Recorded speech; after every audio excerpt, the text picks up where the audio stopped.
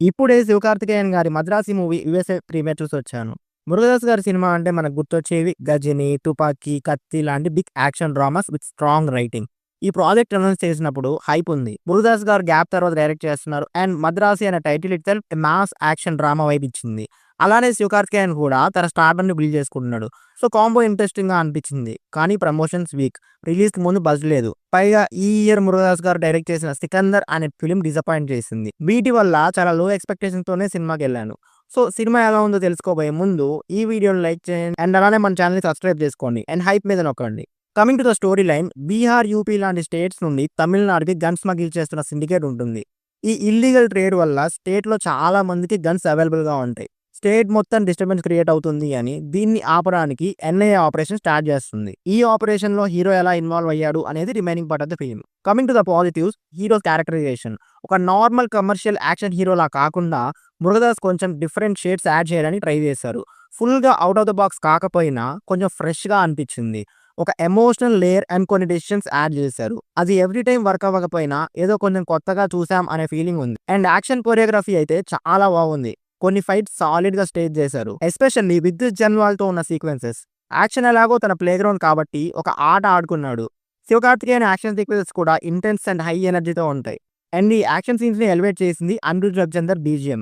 Especially 'Madrasi' title track అయితే too good ఉంది. And also interval bang కూడా బాగా ల్యాండ్ అయింది. Coming to the negatives, story line is very very thin. Gun smuggling అనే point already చాలా సార్లు చూసాం. సినిమా అంతా ఎలాంటి ప్రోగ్రెషన్ లేకుండా చాలా ఫ్లాట్‌గా నడుస్తది.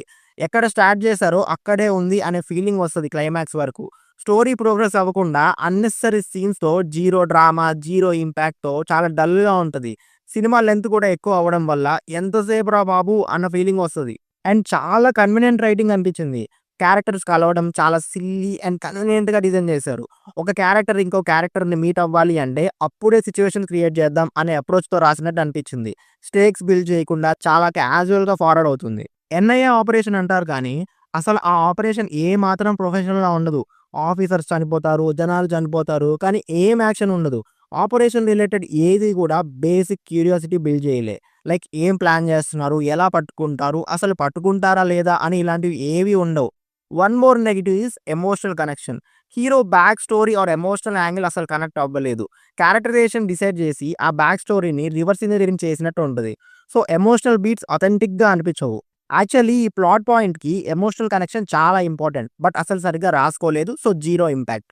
Coming to the editing, first half మొత్తం అబ్రప్ట్ కట్స్ చాలా చోపీగా అనిపించింది. Sudden title card, sudden hero entrance లాంటి థింగ్స్ చాలా అన్‌ప్లెజెంట్‌గా అనిపిస్తాయి. సీన్ టు సీన్ ఫ్లో కూడా స్మూత్‌గా ఉండదు. Songs are the speed breakers.